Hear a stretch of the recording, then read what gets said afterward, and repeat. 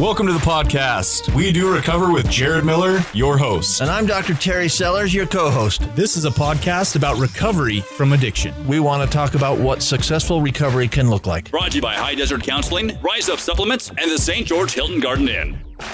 Good morning, everybody. Good morning. It is Friday morning, 10 o'clock. We are doing this a little early today. We usually come on air around 4, but me and the missus got some plans this afternoon, so we're jumping in. Going to hit this topic, increase some awareness, spread some education around the topic of fentanyl. Before, though, you know I always got to do that and then, right, come on back. So before that, you guys may notice today in the studio, I have guest co-host, Miss Cache Valley 2016, The People's Miss Utah 2016, Mandy Miller, to help me with this discussion. Hello. Thanks for coming on, babe. You're welcome. We don't have the doc, Terry Sellers, and there's a reason for that. First of all, he only comes down every other week usually. This weekend, it happens to fall on his 20 years clean. Yes. Now, a year ago, he thought he had 20 years a year ago, right? We promoted 20 years clean, Dr. Sellers. We did an episode where he talked about how he has been able to keep his clean time. The day of the episode, he informs me it's 19 years. It may actually only be 19 years. He wasn't sure. He wasn't sure. This year, he is sure. He's hit 20. However, if you want to go back and listen to a pretty funny, very inspirational episode, Terry hits 19-ish is, I believe, the title of that one. I couldn't tell you the number. So that would be a good one to go back and reference. And we just want to congratulate the dude. Yeah. So do me a favor. Find Terry, Terry, Sellers, Sellers, on social media. Reach out to the doc. Congratulate him on hitting 20 years clean. That's freaking fantastic. Can we let's get some applause. Yeah. Sweet. There it is. Yeah. So, my mind just went blank. Sponsors. Oh, hold on though. Oh. Around numbers. Maybe I announced this last week. I'm so excited that we have over 20,000 downloads. You remember when we started this, babe, right? Oh, yeah. It was a mic we bought on Amazon in the attic of a buddy's business. So we've come a long ways, and I'm just super grateful today. A lot of gratitude. Who knew that people would be wanting to listen to this thing? It's pretty cool. All over the place. Yeah. There's only one state that we don't have downloads. Countries all over the world. Yeah. Yeah. So it's pretty cool. Pretty grateful. Okay. Bam, bam, bam. New and goods. No, sponsorship mentions. Sponsorship. We can't forget the sponsors, right? That's right. Okay, so episode 116, part 1 is brought to us by High Desert Counseling. High Desert Counseling is a progressive substance abuse treatment facility with a practical approach. They offer day treatment, morning and evening IOP, continuation of care, and Prime for Life programs. Check out their website at highdesert.help or call them at 435-673-2899. Their facilities are located in St. George and Cedar City, Utah. I happen to work for High Desert Counseling. I feel like we take a different approach. A big push is to get people connected to the community. In other words, we don't want to hold you hostage to treatment. We try to get you set up with providers within the community for medical, for ongoing therapy. We call it the pretzel effect. Sober living that's independent of treatment, and transitional housing. So a lot of cool stuff that we do here at High Desert Counseling. Love Mike, love the team I work with. We Great appreciate place. them sponsoring this podcast. Mm-hmm. Yeah. Part 1 is also brought to us by Rise Up Supplements. Rise Up Supplements is a nootropic supplement line aimed at optimizing brain function and supporting mental health. They have 2 powerful blends. Mindful Mood helps decrease anxiety and enhance mood, and Mind Shift helps increase focus and optimize brain function. Place your order at riseupsups.com and make sure put in podcast 20, podcast all caps, PODCAST 20 to get 20% off your 20% off your purchase. Yeah, no worries. So, also follow them on social media Yes, Facebook, Instagram, Rise Up Sups. at Rise Up Sups. That's right. That's the website. RiseUpSups.com. RISEUPSUPS.com. Yes. Okay, time for new and goods, babe. How are you doing over there? Doing great. Yeah? Thanks for asking. Is that Yeah. water cold enough for you, or It's warm great. enough? It's You're the only perfect. person I know that likes warm water. It's because I have sensitive teeth, so cold is just not fun. Okay. But yeah, new and good. So it's spring break this week from my work school, which is great. Having a little break from that, and then I just started going back to school, and that started this week. So some fun stuff going on. It's kind of nice though, right? Because you're transitioning from like taking some time away from being a teacher to Yes. getting back into the routine of college.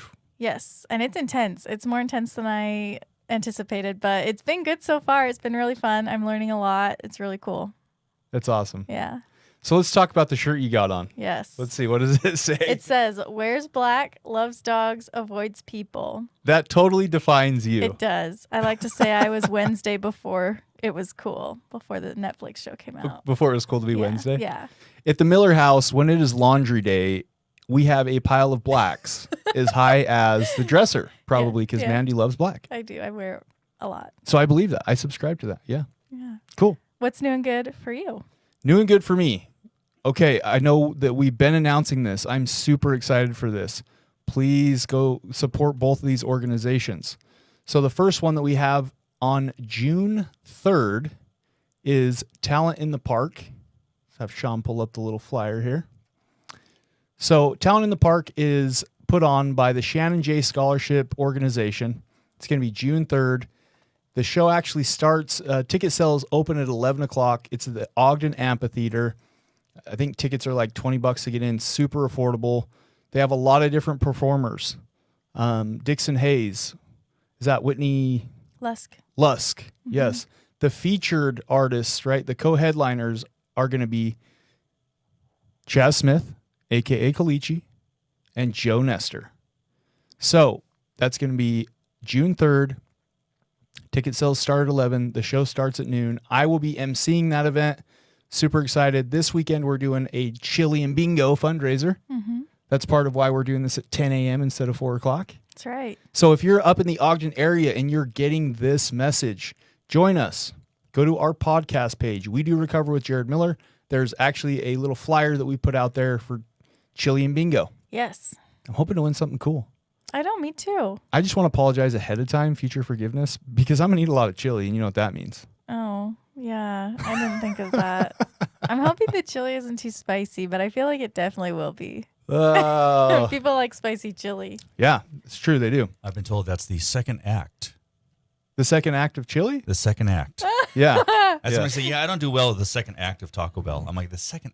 Oh. Yeah. That's good. That's funny. So we also have, I want to mention, you can buy tickets ahead of time for our second event, which is the next day. I will also be the MC at this event.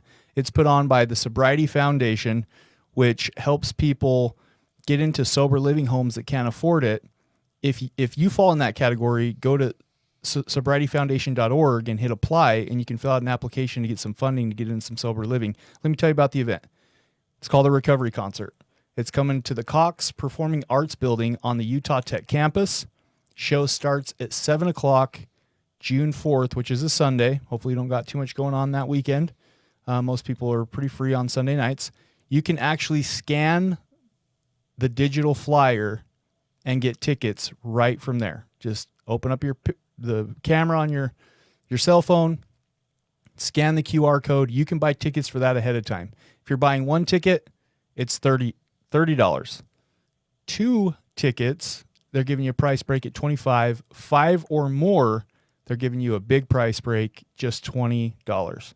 That event is going to fill up quick. We're already getting sales and we're months away. Yes, So- definitely recommend getting those tickets early. Again, go to our Facebook page, scroll down through our posts. That promo is on there. Get you some tickets. If you're interested in being a sponsor for either one of those events, reach out through our Facebook page. Cool. That's new and good for me.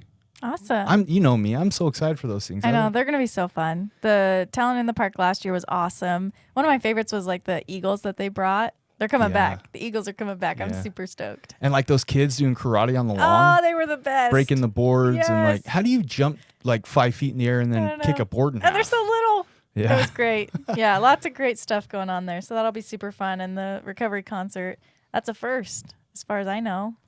Yeah. So that'll be the Sobriety Foundation really has cool. never done an event like this. Yeah. And most of their events are up in the Salt Lake City area. This is going to be in southern Utah. Mm-hmm. We already have people from California, Nevada, Arizona that have reached out asking about tickets. So hopefully, again, I'm hoping that they listen to this and they can just scan the QR code, get your tickets. Yeah. Get your friends together. Get some tickets. Yes. Great. Boom. It's also the same weekend as the Aaron Navarro Memorial. So if you're coming down for that, you're going to play some softball, might as well stay an extra day and hit up the concert. That's all right. Boom. Cool. So the topic today, are we ready? I think we're ready. Cool. The topic today, we have 2 news articles about fentanyl in Utah. Listen, I realize that fentanyl is kind of like, I don't want this to be a Debbie Downer. I am, again, hoping to increase awareness around this topic and get some education on it. Sean Denovan, this was his experience. Well, I mean, I'm already thrown off because what is it called? Fentanyl. I thought it was fentanyl. Yeah, potato, tomato. Mm-hmm. Okay, all right. Just making sure there. What was it? But you, when you said you had to, go ahead. Oh, my story. Yeah. Yeah. So somehow it came up yesterday. I had to Google what fentanyl is. How did you hear about it? Like, I don't why know. did you have to Google it? It came. Oh no. A previous podcaster that I did yesterday. His son died of an overdose. Mentioned it, and so I Googled it just to figure out. I'm like, what exactly is it? And so I figured out it's heroin on steroids. Basically. Mm-hmm. So Yeah. Basically. Yeah, it's getting put into a lot of the heroin. It's getting put into a lot of the different illicit drugs, illegal drugs, basically, to make them more addictive, to make it so you have to come back to get more because you go through a physical withdrawal. So anyway, they put fentanyl in They're everything. putting it in, Everything. They're putting it in a lot of stuff. They're putting it in marijuana. They're putting it in methamphetamine. They're putting it in So is that because heroin. This is where I guess I'm getting confused because normie here. Where's my button? There's me. So if you're putting it in weed, Yep. so is that to make the weed more addictive or make it better, or I mean, is it? It's basically Or just to is get you to come back and buy more, like more more fentanyl. dependent on whatever substance you're using. Well, why don't they just do the fentanyl and not They do the? they do actually Okay. in the compressed pill. So we've talked about this. I want to reference. We did podcast episode 83, Fatal Fentanyl, which was a news article about an individual that thought that this college student thought he was buying like Lortab or Percocet, Yeah. So, and it was a compressed blue pill. We put it on our little promo. I don't know. They look like this basically. They're like either blue or some kind of discolor. They have an M on one side and they say 30 on the other. And a lot of people mistake that for like a morphine 30 or a Percocet 30.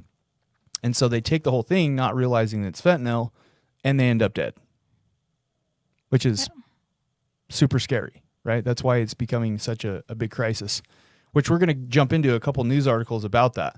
Again, if you wanted to listen to that episode, it's episode 83, Fatal Fentanyl.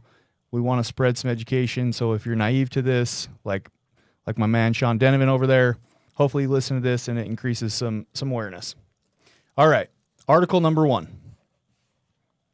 Article number 1, the title of it is Fentanyl has flooded into southern Utah, Washington reports. And when it says Washington reports, it's referring to the Washington Post, in, Washington, D.C.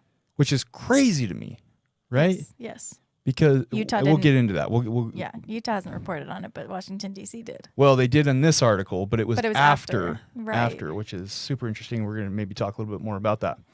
It was, where am I at? The author of this one, which was done in the Salt Lake Tribune, was Colby Peterson. Okay. Operation Sour Cream, quote unquote, investigated how Mexican cartels got the potent drug into St. George. Again, this was originally written by the Post, and this is just kind of I don't know, what do you want to It's an call it? A article, like- retread or a Yeah, repurposed yeah. article of their article? Now, hang with me as I try to read this.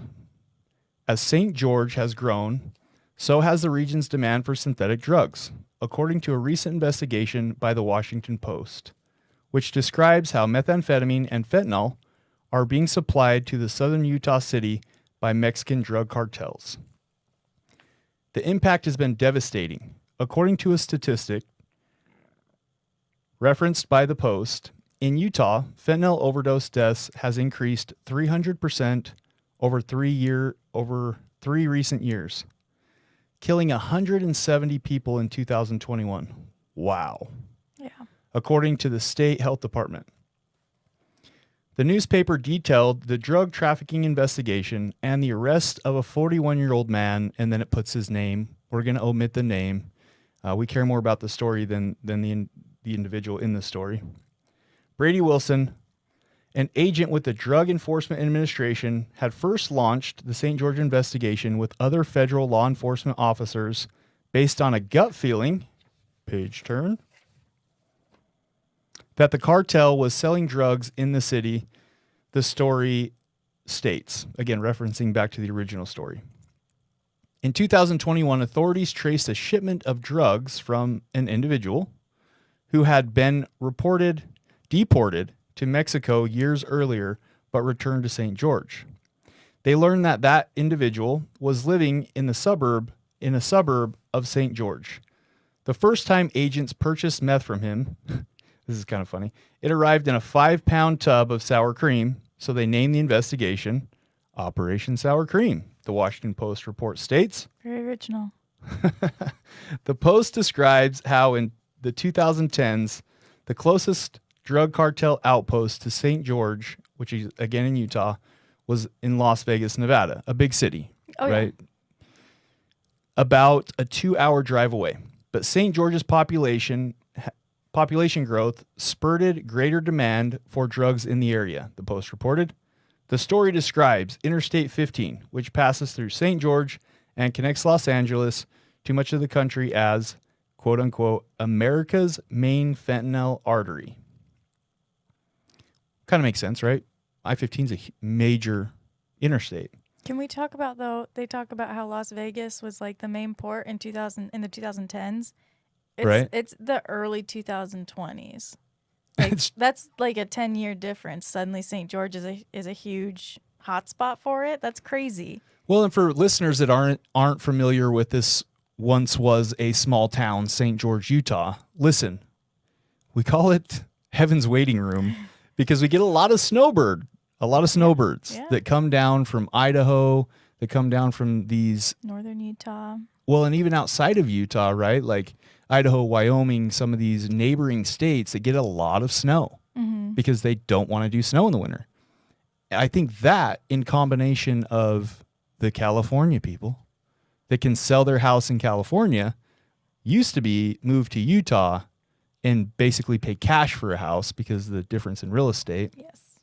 Those two combined in the last, 10, 13 years, St. George, Utah has been one of the fastest growing cities in the nation for like 10 years. Is it on Vegas level though? No. I mean, we may have as many golf courses as Vegas has casinos, but outside of that, all right, I don't think it's on like a Vegas or a Salt Lake level. However, how much longer? Right. Because people are flooding this place. So good point. You don't have the little stop button like I have? I don't. I just had to jump in. Okay, where was I at? This individual and his colleagues would order drugs from Mexico, pick them up in California, distribute them in southern Utah, and wire payments back to Mexico, according to the court documents referenced by the Post. This individual was later taken into custody by the DEA and charged with conspiracy to distribute fentanyl and methamphetamines and conspiracy to launder money, court documents show. He also was charged with unlawful re-entry into the United States. Page turn. In July, he pled guilty to trafficking fentanyl, methamphetamine and marijuana, and laundering the proceeds. Bad dude. Definitely. Right? And we're going to get into this. The reason why we started with this article is because the following article has a whole lot of details and a whole lot of stuff that we really need to make points on. Yes. Now, we only have about 5 minutes, so I don't know if we're going to get to the second article, but thoughts on this one is this. I realize a lot of people want to, like the decriminalization is to take away kind of the stigma. Right. At the same time, I have some cognitive dissonance. I'm going to get geeky. Can we get geeky? Yeah, but can you explain Okay, what my that means? cognitive dissonance is to basically have two opposing thoughts in your mind at the same time. And you can rationalize or justify both of them, right? Like, for instance, a person that smokes cigarettes can know that smoking cigarettes is bad for their health and at the same time rationalize or justify continuing to smoke cigarettes. Right. So that is, yeah, cognitive dissonance. My cognitive dissonance on this is this. Yes, I understand that we want to change the stigma. I understand that we want to make it where if individuals are sitting around and using illicit drugs, illegal drugs, and one person is overdosing, we encourage them, call 911, get emergency help, right? Carry Yeah. Narcan. So those are valid points. Can I ask something really fast? Yeah. So you're talking about like getting rid of the stigma around it.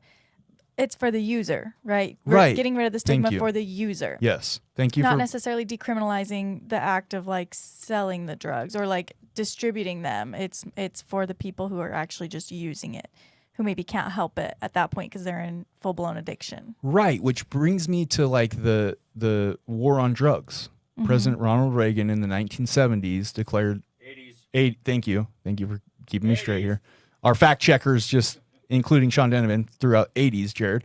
Okay, so Ronald Reagan in the 80s started the war on drugs, which basically I feel like it was meant to, because they didn't have the details, it was really meant to stop the production and distribution of illegal substances.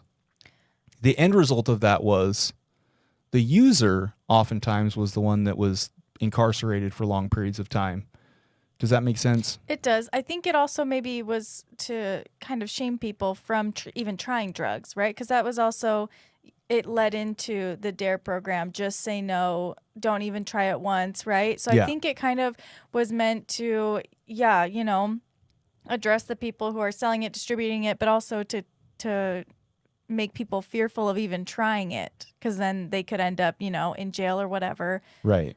It was a fear tactic. Right. Yeah, absolutely. And listen, it's tough because being a person in long-term recovery, it doesn't really it's tough to punish somebody who has a mental health diagnosis of substance use disorder because at some point this is a disease of choice.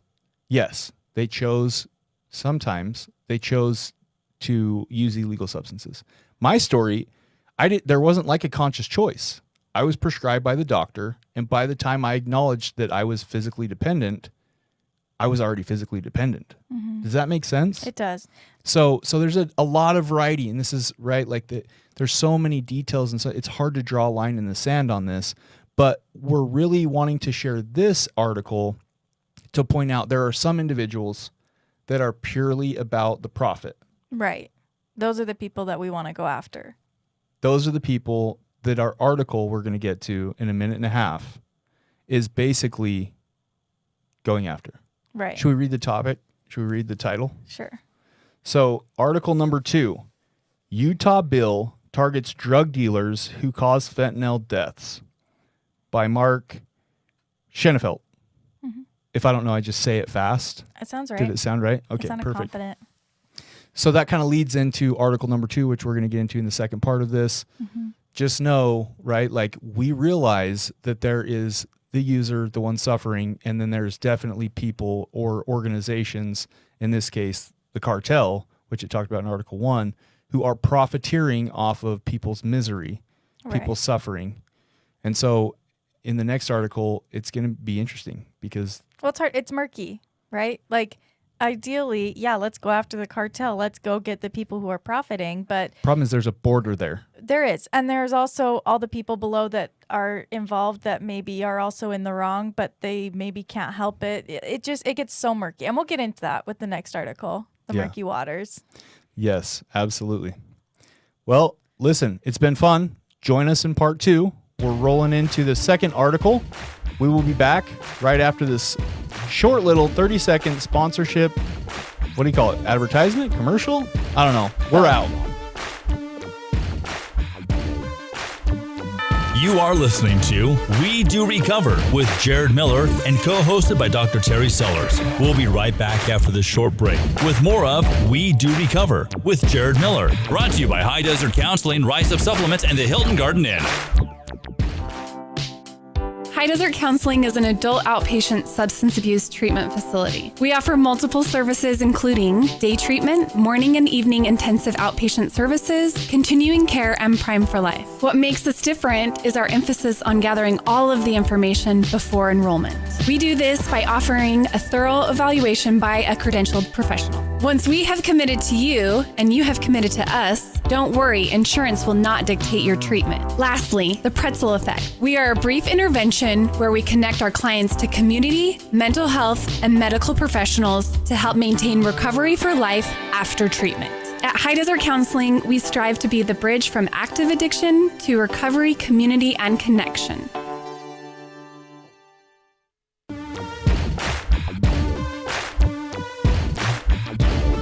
We welcome you back to We Do Recover with Jared Miller, co-hosted by Dr. Terry Sellers. Brought to you by High Desert Counseling, Rise Up Supplements, and the St. George Hilton Garden Inn. And now with part 2 of our podcast, Jared Miller and Dr. Terry Sellers. And Mandy Miller. Hi, guys. Welcome back. It's part 2 of episode 116. Part 2 is brought to us by the Hilton Garden Inn. It is always sunny and bright at the Hilton Garden Inn in St. George, Utah. If you're traveling here, give them a Google search. They're really awesome. They've always been really great to us. Awesome staff. It's very clean.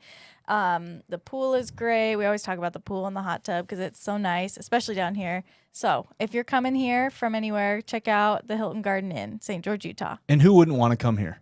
Exactly. Everybody's coming here. Oh, right now's the best time to be here. We got the snowbirds. We got the Californians. Yeah. Right? Like everybody's coming to St. George, Utah. If you don't know, ask somebody because it is beautiful here. It is. However, selfishly, it's getting too big. That's right. You can visit, but then go home. Referencing back to our original article, it's growing. Yes. It has blown up in the last 10 years. Sean, how long have you been here for?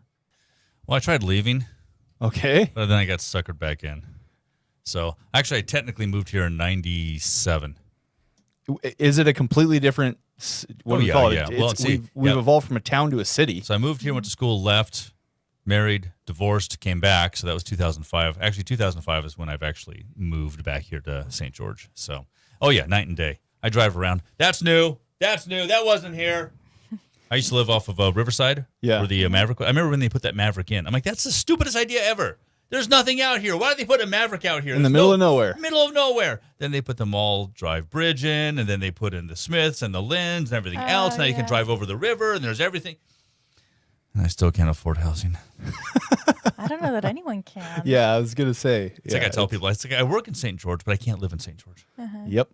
Yeah. For listeners outside of the state of Utah, thank you for listening. Stay there. Hope check out Magna, Utah. It is an oasis. Ogden, Utah. West So Valley. beautiful. Ogden's not that bad. Come on, we're going to Ogden the this weekend. You armpit can't of bash Utah. Ogden. You Ogden. can't The bash armpit. Ogden after we just got done saying go check out We're town going in to the go park. there. That doesn't mean it's That's like not saying the you want armpit. Ogden's like the Elko of Utah. Okay. not saying much They for do Elko. great events though. They do great events. Yeah. I'm they trying do. to- I'm The trying to- events are fun. It's fun to go visit and then leave. Yeah. Listen, if we have listeners in Okay, Ogden, there's we two love you. two Motel 6s in Ogden. One off the freeway, one downtown. Don't stay at the one downtown. I made that mistake one time. That's fair. Good to know. That is fair, sir. You know what, though? To give Ogden some genuine credit, right? They have done a really good job of like, they have a really nice outdoor mall now. They have a really nice movie theater. They have like some cool stuff. They've definitely put some money back into downtown Ogden to clean it up and make it nice and make it so it's more of a family experience and you can go and have a good time. They got the gym right there. Used to be Gold's. I'm pretty sure it's Vasa now. And inside there, they have like indoor water surfing and they have like rock climbing and you can have a good time in Ogden, man. Okay. You can. Power to my Ogden listeners. I feel you guys. Jared, you're in recovery. You shouldn't be saying you can have a good time in Ogden. Come on. I've never used an Ogden, so I don't know anything about that, man. I've just done the surfing and the rock climbing and the Vasa. Surfing? Yeah, you can indoor surf. You can also indoor, it's almost like skydiving because they blow the air up. I did do that. Yeah, and Indoor you're like skydiving. floating Yeah, around that's and you got to like fun. balance Yeah, you can do yourself. that. Yeah, that's fun. They have this machine where it just shoots water at you and you literally get on like a little mini surfboard. It's probably like what do they call that when you just run and throw it? Skimboard. Thank you. Oh, yeah. It's probably more like a skimboard and you like ride the waves and you can kind of carve in the water. It's a blast. Matter of fact, you know what? We might do that this weekend, babe. Okay, and I might post some pictures to our podcast page. Let's do it. Because I want to show people that Ogden is rad. Okay? I love my prove your people. I point. think I have a new PR campaign for Ogden. Ogden is rad. Ogden is Come rad. surf Ogden. Oh, All right, okay. let me get my Photoshop skills going. Let's see if I can come up with something. Yes. There you go. There you go. please. Before we move on to the second article, squirrel. Let's get back on track. That's what we do in my group. That's the code word for when things start getting off topic. So that's why you say squirrel to me every time I get off topic. Yeah, yeah. So when I sit circle with my groups, whenever we kind of get off topic, if one person says squirrel, it brings everybody back focused. So I just did it here. Squirrel. Okay. Before we get into the second article, we did say we were going to reference and roll back to the first article done by the Salt Lake Tribune was a rewrite of the Washington Post Yes. in Washington, D.C., which I find interesting. And maybe this is just like me in my own paranoia of like, sometimes I feel like I love you, Utah, but sometimes I feel like we bury our head in the sand and we pretend like we don't have a problem. Right. Everything's perfect. People don't like talking about this stuff. No. Right? And it's like, it's not going away. No, it's getting worse. Way worse. Yeah. And so it's interesting to me, and maybe this is just because in DC they see the statistics first, but it's interesting that an outside entity wrote both of these articles that we're talking about today. Now, listen, originally wrote both. Mm-hmm. The second one we're going to jump into is by The Daily Herald. the Daily Herald, which is not in Utah. So it's just interesting to me that the original source of both of this reporting was outside of Utah. Matter of fact, we were talking, Utah is in the top 10. Yes. Give me that statistic. I don't remember it. Off As the the top 10 states that abuse opioids, I think. For opioid abuse, Yeah. which fentanyl is an opioid, the state of Utah is like number 9 Number right 9, now, yeah. according to November of the study 2022. in November of 2022. Listen, Utah, it's not going away. It's not. And I'm not trying to be a hater. I'm not. The last article even said it's up 300% since in the last 3 years. Yeah. And that's that was St. George alone. 2021. Right. Imagine what Salt Lake and some of the bigger, I reference the real cities, right? Yeah, and again, I'm not trying to be rude or ignorant or hate on my hometown, my home state, but it is a little frustrating because I wish that we were a little bit more, there was more awareness, there was more conversation around it, because I think with increased awareness, listen, behavior change comes down to 3 things. Number 1, here's the clinician in me. Number 1, you have to be aware of it. You can't change something you're not aware of. Mm-hmm. So we can't bury our heads in the sand and act like this isn't happening. It is getting to the point where it's mind-blowing how many people are dying. Yeah. Number 2, you have to accept it. Utah, in the last 5+ years, we've been in the top 10 out of 50 states, which means 41 of them are below us Right. for opioid Abuse. abuse. Mm-hmm. We got to do something different, which brings us to number 3. So number 1, you got to be aware of it. Number 2, you got to admit that it's a problem. It's a problem. Number 3, we have to try something different, which rolls us into article number 2. Yes. Bill SB 254. Mm-hmm. All right, Yes. talk to me, babe. All right, here we go. I'm going to read it. So, Salt Lake City A proposal to target drug dealers for fentanyl deaths cleared a Utah Senate hurdle on Tuesday.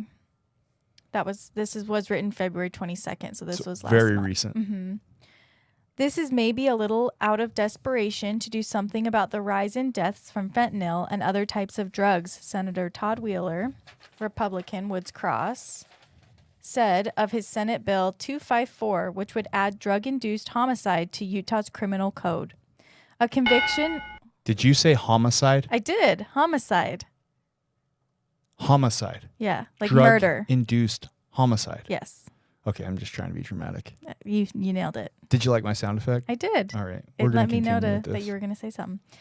So a conviction on the second-degree felony could result in imprisonment of 5 years to life. According to the Utah Department of Health... Imprisonment? Yes. 5 years to life? To life. Okay, so it's a second-degree felony. Yes. The bill proposes the individuals selling would be charged with a second-degrry felony, drug-induced homicide. The sentence to that is 5 to life. Yes. Okay. And just clarify something for me, if you know. Does the person have to have died who took the drug? So that's where the homicide comes in, because the person took it and they died, and that's why the person selling it would get homicide. Okay. Correct. Thank you for clearing that up. I feel a little silly asking. Okay. You're welcome. So according to the the Utah Department of Health and Human Services, illegal drug makers are adding to the powerful synthetic fentanyl to other narcotic doses to produce a more intense but often deadlier high. About 60% of illegal fentanyl doses come in pill form, sometimes mislabeled as less powerful prescription narcotics. Ducky Grandma! Sorry. Wrong button. Wrong button. Yeah. We talked about that. Yeah, that's we like what you showed were the little saying. picture of Yes. the compressed pill. In episode 83, Fatal Fentanyl, we talk about how it's basically, Dr. Sellers does a great job of talking about how he compares it to a chocolate chip cookie. Yes. The pill is the chocolate chip cookie. The little fentanyl chemicals are the chocolate chips. Right. And you don't know how many chocolate chips are in that cookie. Right. You don't know the size of the that chocolate compressed pill. Yes. Right. Yeah. Which is a reason why people are dying, is because they think, oh, I did a whole one yesterday, I can do a whole one today. Well, guess what? That whole one has twice as many chocolate chips in it. Right. Yeah. It's Russian roulette. It really is. Yeah. It really is. Yeah. Fentanyl overdose death numbers are really raging out of control, Wheeler told the Senate Judiciary, Law Enforcement, and Criminal Justice Committee, which voted 2-1 in favor of the bill. From 2019 to 2020, Utah fentanyl deaths more than doubled, from 53 to 120, according to the state health agency. And we know 2021 was 173, I think your article said. 170. 170. So it went from... It's increasing, 120 to 170. In a year. Wow. Yeah. Wow. Substance use disorder treatment practitioners and defense attorneys voiced strong objections to Wheeler's bill. Turn to the page. In states that have adopted drug homicide laws, studies have shown no reduction in the proliferation of illicit substances, says Evan Dunn, representing Utah Support Advocates for Recovery Awareness, USARA. Evan Dunn, great dude, works for USARA. I get it. You said a word that you're going to need to dumb down for me, babe. Proliferation, yes. Prospification is what? Basically what he's saying is there's no reduction in the large number of illicit substances, so illegal substances. There's no reduction. So other states have done this. Yes. If I'm following correctly. Other states have adopted this bill, SB 254. And what he's saying, what Evan is saying from USARA is it hasn't shown that it's slowed anything down or basically put a dent in the cells. Right. Okay. For years, state officials and addiction treatment nonprofits have had success in educating people to call 911 and administer the Narcan overdose reversal drug with no fear of prosecution, according to the advocates. But the homicide law would cause renewed fear of prosecution for people present when someone is overdosing. Those who testified Tuesday said, "It won't bring people back, and it will undo the progress that we have made in Utah, and more people will die from overdose." Right. So in the first part of this episode, we talked about that. USARA does a great job. I'm a substance abuse counselor. USARA does a great job of coming in every so often and explaining and talking to people who are new in recovery about there's a thing called the Good Samaritan Law. Mm-hmm. Hypothetically, if everybody in here in this podcast booth is using, and I love you, so I'm going to use Sean Denovan as an example. Sean Denovan overdoses. Most of the time, if they're like back in my day when we were, when possession was a felony, what that ended up doing is creating fear with people who were around other people that were overdosing, because instead of calling emergency services, they were like either just bouncing, and obviously that person didn't receive medical care and ended up dying, or they would like load him in a car, drive to an ER, push him out the door, and hope somebody found him in time to help save him. Yeah. Right? Like that's a realistic picture of what it used to be. USARA does a great job of coming in, educating people on the Good Samaritan Law, where if you do the right thing, even if you're high, even if you have drugs on you, you don't get arrested, you don't get in trouble for calling emergency services in that situation. Now, again, the cognitive, right, like dissonance is kicking in, because in a perfect world, that's true. In my experience, we are still very far from that. Right. That is the reason why 170 people last year weren't using alone. Some of them probably might be, some of them absolutely were, right? I would dare say at least half of that 170 probably had somebody else around or present when they started to OD. Mm-hmm. So I get it. I get it, USARA. I get it, Evan. Like that is the goal. Right. That's what we want. We don't necessarily want to punish the user. Mm-hmm. And this may strike even more fear in somebody reaching out and calling and trying to get help. My wonder is, does this trump that Good Samaritan Law? Because we already have that in place. So we're sending the same message, right? Like if you're around somebody who's dying, call, get them emergency services, save their life. Right. Does the Good Samaritan Law still apply? And if so, I might have some feelings about this bill.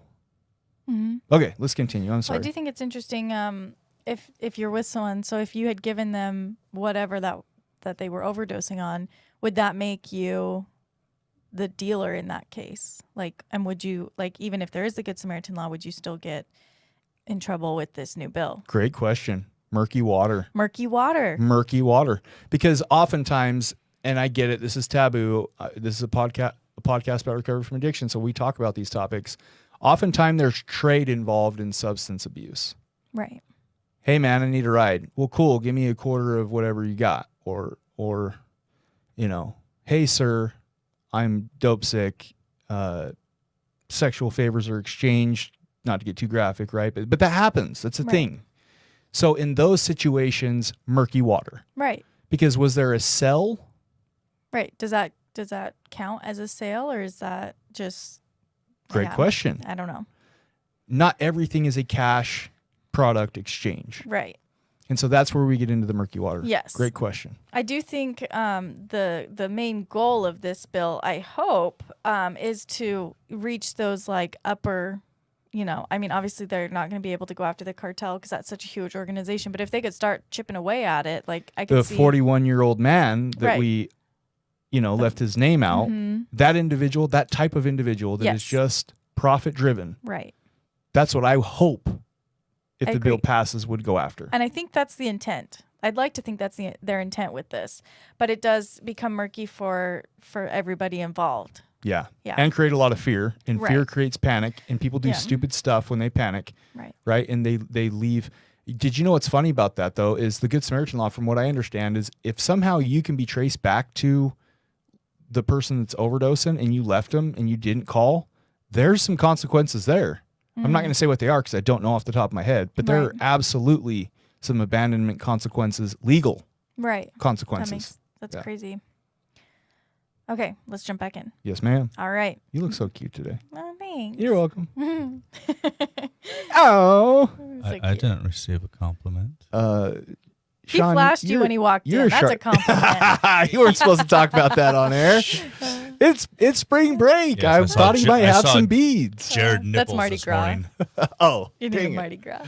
That passed. Okay. Oh, okay. Squirrel. Mindy Vincent, director of the Utah Harm Reduction Coalition, said SB 254 and similar bills are rooted in misdirected emotion and do not deter use or distribution, but only drive people further underground. And Vince- that's the fear that we were talking about. Yes. I'm just over the little sound things. I'm just going to interrupt That's you. Sorry. okay. Vincent said her sister died of overdose from a drug given to her by another sibling. A homicide law could have destroyed 2 lives in her family, not just one, she said. This is a sad story. It is a sad story. Let's get it. That was it. That was the story. Oh, yeah. Yeah. Okay. So brother sold sister. Yeah. It said brother gave it, or a sibling. She just says sibling gave Okay. it to them. Either way, tragic. Very. Right? And I get it. What was her name? Mindy. Yeah, I get it, Mindy. Right? Like, yeah. Again, murky. It's tough. Yeah, It's tough. it is. Because not only would that affect, she has a sibling that's passed, then another sibling would end up in prison, potentially. Right. Yeah. Yeah. Mark. At the same time, oh my gosh, my cognitive dissonance is just, okay, I don't want to offend anybody, but at the same time, I mean, where do we draw the line? Right. Right? Because it happened, and listen, fentanyl is becoming an epidemic. Like, if you're using fentanyl, that you're playing Russian roulette. I would Yes. almost argue that's passive suicidal ideation. Right. Because it can kill you. But you don't care. But you don't care, right? Right. And I get it. I'm not trying to blame anybody, and I feel empathy towards her sibling that either sold or gave. At the same, addicts, their frontal cortex isn't working. They're not making rational decisions. He would never do that if he was I would like to believe he would never do that if he was in a clear-headed state. Right. At the same time, it's part of the problem. Mm-hmm. It is. It's part of the problem. Now, could she have gone and gotten it from somebody else? Probably. Would she have? I don't know. Yeah. But again, murky water. Right. And we've had this discussion many times, like holding people accountable when they are on a substance. How much do you give them account? Like how much do they have We to be are held going to make it accountability? through this article, but I'm glad you said that, babe, because the other day on Facebook, a dude that was on here, LT, I hope to see him this weekend. He does Recovering Addict. Check him out on Facebook. He posted, if you're a parent of a loved one who's struggling with addiction, do you give them tough love or do you let them use in your house to have a safe environment? And I wrote and I said, neither, right? You give them information and education. Unfortunately, with most people in active addiction, until the pain of active addiction is greater than the pain of recovery, you can't do anything. Right. You're helpless. And so by creating enough pain for that active addiction, aka stop enabling them, let them experience some hard things, that's when typically we see people cross over. That's when people say, I've had enough. That's when people go, what am I doing? I'm a slave. And they cognitively make that choice, or they have some potential nudge from the judge that helps them make that choice to change. Yeah. Okay, sorry. You're okay. That's great. So, Mark Moffitt of the Utah Association of Criminal Defense Lawyers said the bill's scope. Mark Moffitt. Mofat. I don't know. It's how you Mofat, say it. babe. Okay, Mofat. We I did didn't the know. I didn't know. I Googled it, but I don't know if that's right. Mr. Mofat. I'm sorry. All due respect, sir. He's a lawyer, so he's got respect. Good for that guy. Said the bill's scope is too broad. He said people could be swept up in this bill by trading drugs for rides or places to stay, like what we mentioned. But prosecutors said the bill would give law enforcement tools, in the words of Kane County Attorney Rob Van Dyke, to punish the most reckless drug dealers. Will Carlson of the Salt Lake County District Attorney's Office said the bill is tailored to target only drug sales, so you get people who are profiting off of it. Which is kind of like the dude that we referred to in the first article. Yes. That's why we chose that. Right. And I think that's the people that, should be, held accountable. Correct. Well said. Wheeler later told the committee he is willing to tighten the definitions of those who could be charged with homicide. If the bill doesn't advance, I guess we can wait another year and see if the fentanyl problem solves itself, he said. Okay, Wheeler. Yeah, probably will. Little passive aggressive, sir. but okay. But yeah, okay. I mean, he made a point. I mean, and he is also open to the fact that there needs to, some of that murky water needs to be clarified. Yeah. As they say, the devil is in the details. Yep. You do need to kind of iron down what does that look like. Mm-hmm. Here's the thing, though, too. Here's another thought that I have. Is that the end of it? Almost. Go ahead. Let's Okay. finish. Referring to situations like Vincent's family tragedy, so Mindy, Wheeler said, I think people that are handing out pills that could kill you ought to take notice. He added, I don't know what else to do. People are dying. It's a real thing. I don't know if the public understands how small of an amount of fentanyl can kill someone. Well said, Mr. Wheeler. Yeah. Well said. Wheeler with the passive aggressive. I love Read that line again. Okay. I guess we can wait another year and see if the fentanyl problem solves itself. Oh, I'd so like good. to think he had something like that. So good, sort sir. of So good. Okay, and again, cognitive dissonance here. I can see both sides. Yeah. My thought is this: if they iron out the details, if they roll this thing out, guess who doesn't read bills? Who? People using and people selling drugs. Oh. So part of that is to increase the awareness and increase the education around this. I hope that there are some people that are in active addiction that listen to this podcast that hope one day they can change their lives. And I hope that we can get those details and we can share those details. We can continue to provide education and information until people want to make that change. Absolutely. This has been fun. Did you have fun? Yeah, I did. Did you? Where's Black? Loves dogs. Loves avoids dogs. Oh, people. and Avoids Surf people. Ogden. Surf Ogden. Sir, we go. there it is! Woo, Surf Ogden. Thank you for joining us today on We Do Recover with Jared Miller. Help us spread our message of hope. Like, comment, and share. If you have any topics or ideas for future shows, please share that on our Facebook page. That Facebook page is We Do Recover with Jared Miller. If you or a loved one needs help, please reach out to us. Again, thank you for listening. Brought to you by High Desert Counseling, Rise Up Supplements, and the St. George Hilton Garden Inn. The views and opinions expressed on this podcast do not reflect those of its sponsors. This has been a production from a podcast studio.